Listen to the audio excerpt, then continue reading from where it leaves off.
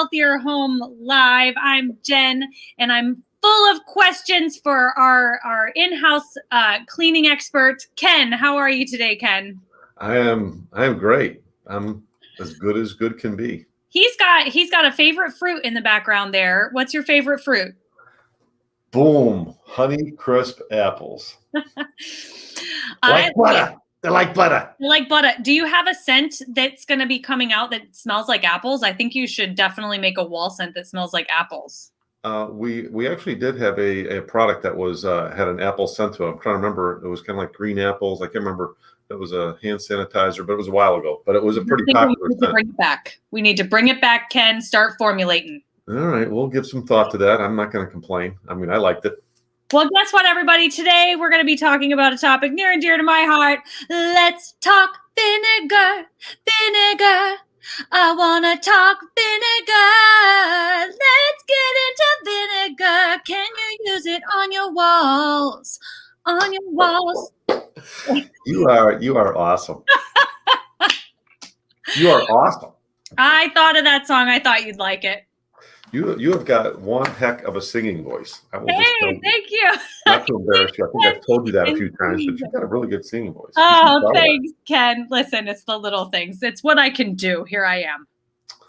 We can do. We all got our talents. Yours, amongst many things, is singing and being a mother. So happy Mother's Day. I know. Yes, thank you. All right, we are busting these vinegar myths. Get it started, Ken. Okay, well, I mean, this just happened because I've been getting, for whatever reason, a lot of emails, and people will say, "Hey, I've been using vinegar to try to clean a pet odor. It's not working. Can you help me out?" I'm like, yeah, it's not working because you might as well put maple syrup on it or anything else. It's got no. There's nothing inside that magical bottle of vinegar that says it's going to help with pet odors on carpet. In fact, that by itself is a terrible idea for a variety of reasons, but. People do that. People say, "Hey, I'm trying to use vinegar to remove wallpaper." I'm like, people will use vinegar on everything from sinks to floors. Like I said, carpet, wallpaper, ovens, garbage cans. There's a lot of things out there, and the internet does not help because people just type whatever they want on there and say, "Well, I tried this." And I guess to a certain extent, you could clean anything with water and a rag. Not real well, but you can, you'll get some of it off, but there's certainly a lot better ways to clean things. And vinegar, you might want to just say, is you might be wiping some dirt, but you're really not cleaning it really well or effectively. And it's just plain old not designed to do a lot of the things that we're talking about. So with that in mind, I thought it might be a good idea to, figure out, where does this come from? And I'm going to tell you right now what we're going to do, Jen. You're not going to like this. Oh, I'm not. Okay. You're not going to like this. But if we go to that next slide, I'm going to tell you, I'm blaming somebody for this. It's someone's fault? It's someone's fault. And who am I going to blame? I'm blaming Grandma. It is the grandmothers. Oh, my goodness. What have they done? Well, I mean, it's not really their fault, but they are kind of the start of it all. And I know it sounds weird, but I'm going to explain on the next slide here. My grandma was one of these ladies. She was so wonderful. I love my grandmother with all my heart. She is no longer with us, but I think of her all the time. Grandma Evie, you are in my heart forever. My grandma used to make soap. Yes, she made soap. And it's actually not that difficult to do. You could turn that page because I even have the recipe on it. Yeah, the next slide has the soap recipe. Okay, so this is Grandma's soap recipe. That is Grandma's soap recipe right there. And it was remarkable stuff. It's just melted tallow, lard, cold water, lye, and you can have an essential oil. But that's basically it. And then the process going about it, I'm not going to get into all that. But her soap was wonderful in that it cleaned like crazy. It cleaned everything. It was really a good cleaner. But at the end of the day, it was slippery. Real soap is slippery. There's a lot of ingredients in soap today that make it less slippery, but soap is still slippery. You slip on a bar of soap, I mean, that's the old joke, right? Right. But so if you cleaned a surface with Grandma's soap, the surface was alkaline, and Grandma used to come back with vinegar because it was acidic, and it would get rid of that alkalinity, and it would be squeaky clean. So my grandma wasn't just the only one, but there were a lot of people like that. So it came to be, vinegar was kind of a way to make things squeaky clean, but it really only worked with that issue in play. That there was something highly alkaline, which was the soap grandma used to make, and that the vinegar was like a rinse, an acidic rinse that cleaned up that slipperiness. Our producer Beth says you're reminding her of Fight Club with this soap reference. I'll have to watch Fight Club again. It's been a long time since I know, saw it's been a while for me too. But that's a good reference. Our Bess is on top of it. So not only do we, people have taken, by extension, they've tried it on a variety of things. That's why I say people will try to use it on floors. They'll try to use it as a disinfectant. They'll try to use it in bathroom cleaning. And there's issues with all of this. Like floor cleaning, there's polyurethane on virtually all floors. Now, some are still wax, but they're basically like hardwood floors are polyurethane. Over time, vinegar will soften that polyurethane. So it's going to dull and make it more susceptible to a ruined finish. So you really, really don't want to use that on a floor. As a disinfectant, I said vinegar is a low pH product, so it makes bacteria a less hospitable environment. Anytime you get the pH high or low, bacteria doesn't like that. It can die, which it does. But the problem is, even with full strength used for long periods of time, you're only going to get about an 80% effectiveness kill rate, which if you've got, let's just say a cutting board that had a lot of bacteria on it that wasn't clean, killing 80% of it and then putting your food on it is not going to make you less sick. You will still be sick. So it's not a very effective disinfectant either. There's better disinfectants to use. Okay. Now, on the plus side, vinegar will, and like bathroom cleaning, calcium or hard water stains, they require a lower pH cleaner, and vinegar is low pH, so it will help break down some of that, but there's no detergency in vinegar. There's no soap, so you're not going to get any really good cleaning. It'll help break down some of that, but it really doesn't do a good job cleaning. So we're seeing right away, vinegar is really not the optimal choice. We know kind of how it got started with the myth. But I believe in something, Jen. I believe in it. I believe in it like Jerry Maguire. What was he told to do by our man Cuba? Just scream, show me the money? Show me. Don't tell me, show me. So we're going to show you. I mean, this is actually a very good demo. It's going to show an oily surface, and we're going to put a couple drops of vinegar on one side and a couple drops of my favorite kitchen and home cleaner degreaser. You'll see a difference. So we can pop that one out. Let's see. Okay, here we are in kind of a makeshift demo area, and we're going to break one of the myths. We're talking about kitchen and home cleaner degreaser and how we use this guy on stoves and ovens and why it's so sensational. And the myth we always hear on a variety of things is vinegar is good for this, vinegar is good for that. And I'm going to dispel that here pretty quickly. The goal, if you've got a stove or an oven, is to actually break down the grease and the oil. That's what you're looking to do. And you're hoping the chemistry is aiding in that you're just not using good old-fashioned elbow grease. Now, vinegar is really just an acid. That's all it really is. It's got no detergency. And while that may be good for some things, for degreasing, if we take some two-stroke motor oil, put it on a ceramic tile, to simulate what might be on your stove, and we start to drip some vinegar on there, you'll see that it really just runs right off. No matter how much we put on there, the vinegar is it's not interacting. It's like the grease is saying, hey, you want to be my friend? You want to come out and play? And the vinegar is like, nah, not really. I don't really want to interact with you so much. But if we take our kitchen and home cleaner degreaser, which is all made up of EPA safer choice ingredients. So it's the first threshold. We always look for safety, and we make powerful cleaners safer here. So that's how we do it. We look for safer choice ingredients and apply them in a very unique way to make them do what they're doing. So and we put just a similar issue. If we put some drops of this cleaner on this side, you'll start to see it's a principle known as wetting. And the chemistry starts to break up the oil that's on the surface. It interacts with it, and like similarly, the grease might say, "Hey, cleaner degreaser, you want to come out and play?" And our autos and our kitchen and home cleaner degreaser saying, "Sure, let's go out and interact."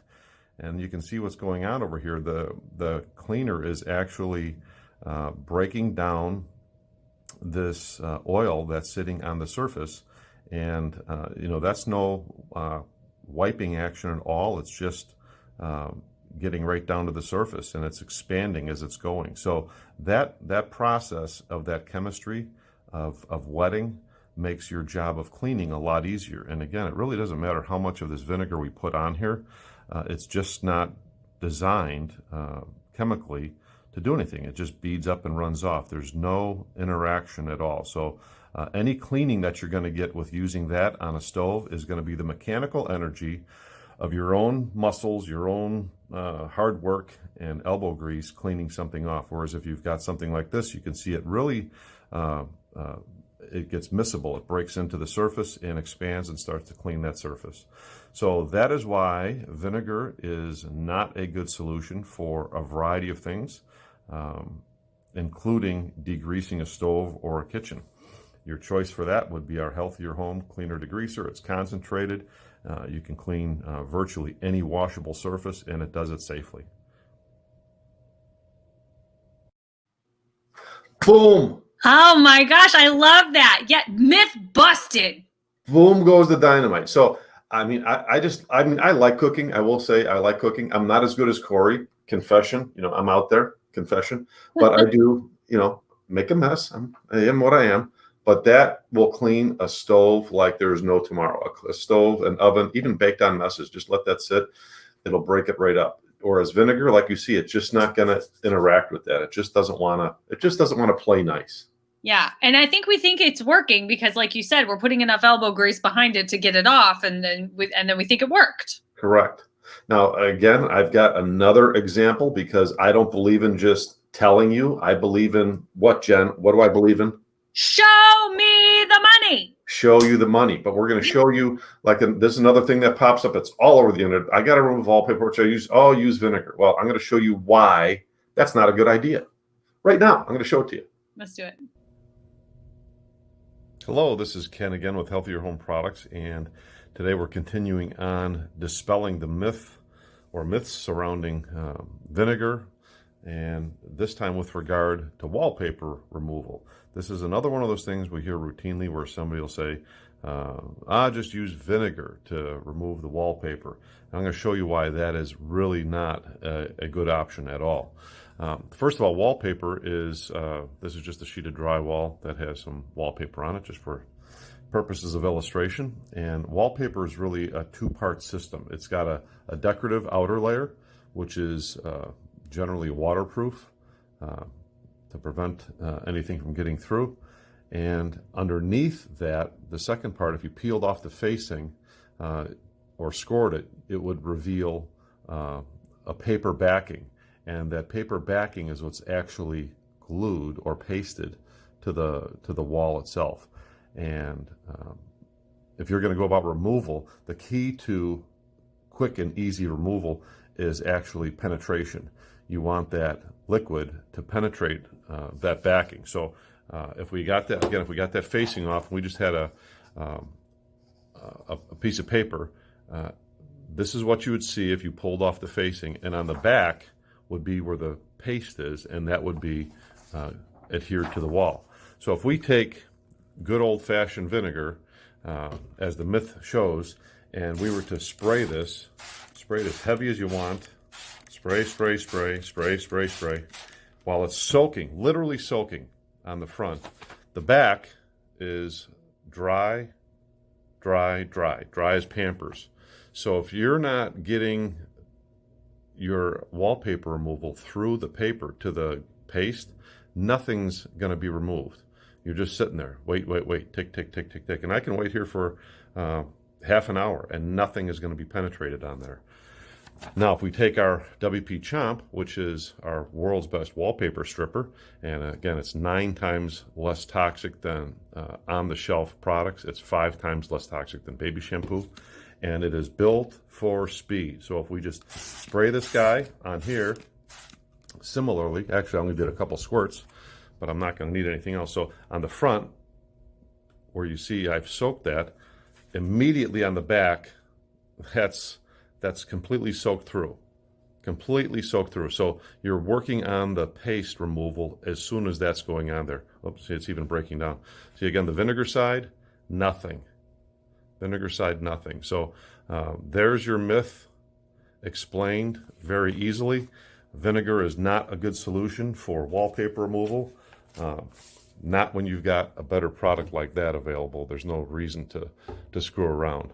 And just pointing out as well, the other things we've got best in class scoring tools. So you would score the facing of the wallpaper if you can't peel it off, and then you would soak it with the WP, and you would come back later with a scraping tool. And this little guy is hardened steel.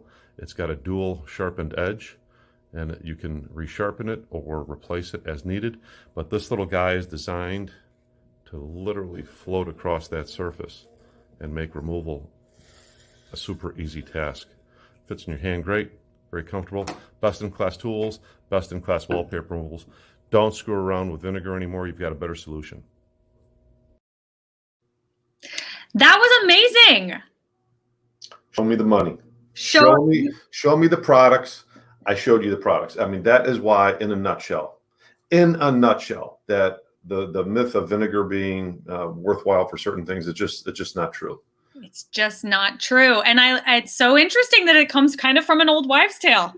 That's exactly, well, we can't blame Granny completely, because what she did was actually true, but by extension, people took it and said, well, it must do that. It should do everything else. But it was really ill-founded, to say the very least.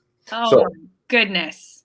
What is our point at the end of the day? We have got an outstanding. We go next slide. Our kitchen and home cleaner, degreaser, deodorizer. It's got incredible cleaning action. It'll degrease your toughest messes around the kitchen.